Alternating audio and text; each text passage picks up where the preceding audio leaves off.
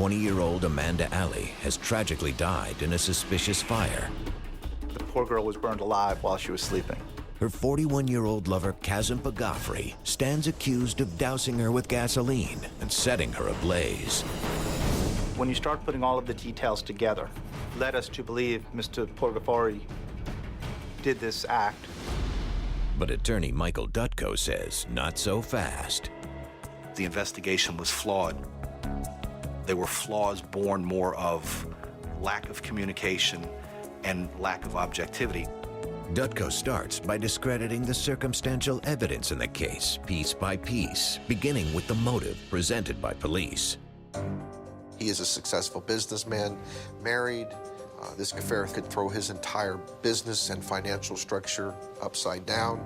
Mr. Pagafri and Amanda found comfort in talking to each other about life, and he found himself spending more time going back there before work and after work and visiting her at the apartment and talking. Still, is a casual affair really a motive for murder? That theory is preposterous. He's a caring, compassionate person who'll be the first to stop and help you change a tire if you have a flat.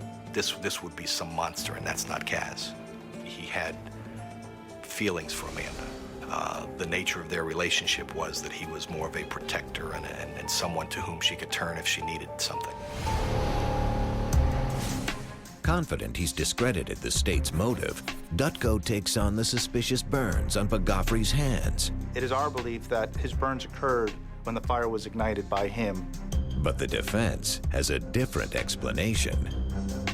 When Kaz arrived at the scene of the fire, he made efforts to get inside. It's disturbing to me that intelligent people could look at this and not realize what appeared painfully obvious to me, that those marks were contact marks, as if you touch a hot iron or touch a hot surface, and he had touched things on his way into the room. I don't know if you've ever ignited a barbecue grill back in the old days when you would put the lighter fluid on and light it, but if you get too close to that, it singes the hair on your hands, but it doesn't leave contact burn marks. So if Pagafri didn't burn himself by setting the fire, what explains the gasoline on his shoes? We confronted him about the gas on his shoes. He really didn't offer much. Dutko insists there's a perfectly reasonable explanation. On the Sunday night before the fire incident, Mr. Pagafri had filled his car up at a gas station. If you've ever used self-service at a gas station, you're literally standing in a place where gasoline has been spilled all day, and chances are that one or both of your shoes probably picked up some trace amount of gasoline. Dutko is convinced that Kazem Pagafri didn't start the fire that killed Amanda Alley. But he still faces one major problem. What we struggled with was, at the end of the day, it appeared that there was actually gasoline or gasoline residue in that fire debris. We had no ability to explain how that could have happened. The police say the explanation is simple. Gasoline ignited this fire. We determined that this fire originated by gasoline being poured in the room. But Dutko is not convinced, especially after he uncovers some critical information about how the fire was extinguished. Several months into the process, I was able to take the depositions of the firemen that had actually extinguished the fire. And I learned then for the first time, the firemen deployed positive pressure ventilation fan in the doorway.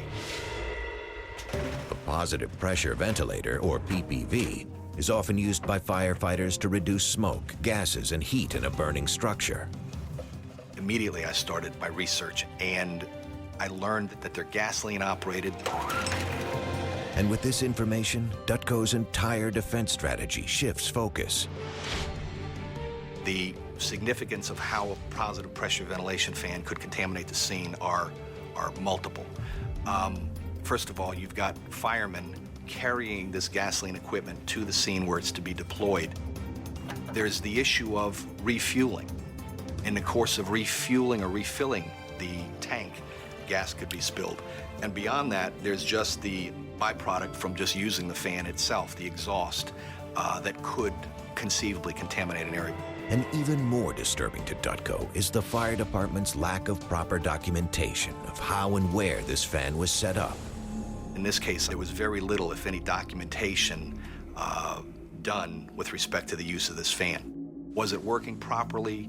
Was there some sort of fuel leak on the machine? All of that should be documented, photographed. So could the PPV explain the gasoline found at the crime scene? To find out, Dutco reaches out to fire engineer Jamie McAllister. Her job, to determine if the gasoline found in Amanda's bedroom was placed there before the fire started or after it was extinguished. In this case, what we wanted to do is determine whether there were distinguishable characteristics between a sample of gasoline that had been introduced into a bedroom due to contamination versus a sample that had been used to set the fire. McAllister starts by analyzing the chemical breakdown of the gasoline found at the crime scene. Gasoline is a complex chemical that's made up of several different types of molecules.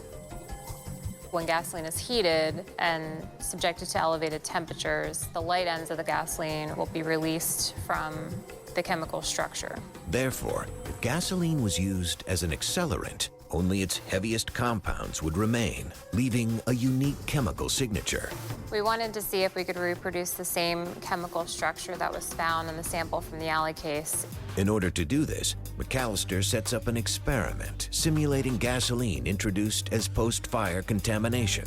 We're taking carpet sample and replacing gasoline on it. We're going to leave it out in room temperature for 30 minutes. Next, she tests gasoline used as an accelerant. And what we're going to be doing here is subjecting the gasoline on the carpet to an actual fire. After we put the gasoline on the carpet, we'll ignite the fire and allow the compartment to develop. So this scenario is going to be representing the fire that would have been set as an arson fire, where the gasoline was poured and then ignited. We use this water extinguisher to put it out because it's about the same as what you would expect the fire department to be using. McAllister's samples are sent to a third-party lab to be analyzed. And the results shake the very foundation of the fire marshal's case.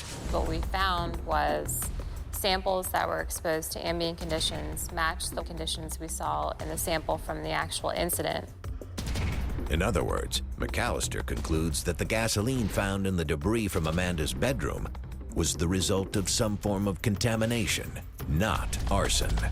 There's no way that this fire was the result of an arson fire. It's a huge break for the defense. And they believe not only does this test exonerate Kazem Pagafri, but it also suggests the fire investigators have it all wrong. This wasn't arson at all. In this case, I'm certain that firemen themselves were responsible for putting the machine there that caused the gasoline to be in the debris. But there's still one critical question that must be answered. If gasoline didn't start the fire that claimed Amanda Alley's life, what did? It is the function of a criminal defense attorney to raise reasonable doubt. But we took on an added obligation, if you will, in this case, of how we think an accidental fire likely started. Coming up, state-of-the-art technology leads the defense to a stunning revelation. The white box drops down onto this bed, ignites the bed. It seemed like an accident waiting to happen. But later, the state enlists its own experts who put the evidence to a new round of tests. The burn patterns, the behavior of fire were consistent with open flame promoted by gasoline. When Forensics You Decide continues.